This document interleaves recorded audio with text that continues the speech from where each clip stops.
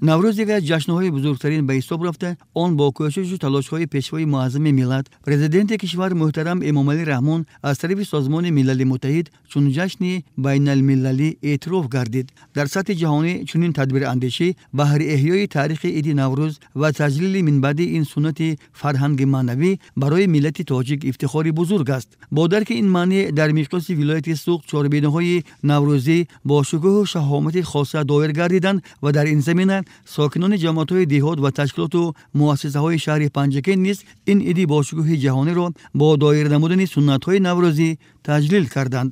бояд тазаккур дод ки Панҷакен аз минтақаҳои агросаноатиест ки дар баробари рушди саноат сокинони деҳоташ бо кишту истеҳсоли номгӯии мухталифи маҳсулоти кишоварзӣ баҳри ғановати бозори истеъмолии мардум ва ба миён овардани амнияти озуқавории мамлакат азму талош доранд. чун дигар ноҳияҳои вилояти Суғд дар шаҳру деҳоти Панҷакен низ рушди ҳунарҳои мардумӣ, анъанаҳои неки ниёгон, касбу ҳунаромӯзӣ ва амсоли он рӯ ба рушд овардааст.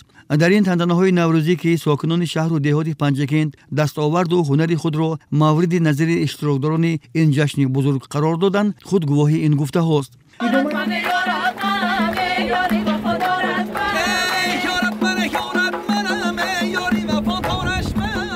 сипас тантанаҳои наврӯзӣ дар варзишгоҳи марказии шаҳри Панҷакент бо иштироки меҳмонон аз ҷумҳурии Ӯзбекистон, сайёҳон аз хориҷи кишвар, намояндагони ташкилоту муассиса ва сокинони шаҳру деҳот идома ёфта, ба чорабиниҳои наврӯзӣ шаҳомати хоса замм намуд.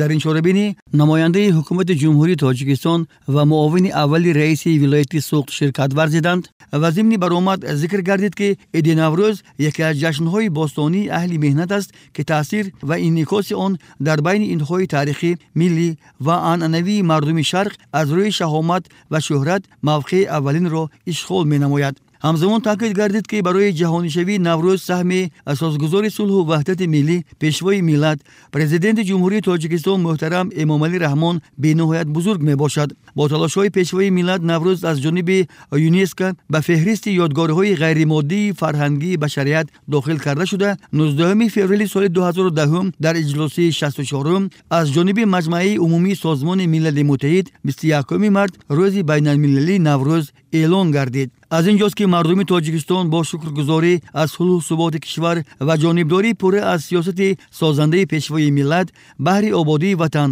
корҳои бунёдкориву ободониро сол аз сол вусъат мебахшанд.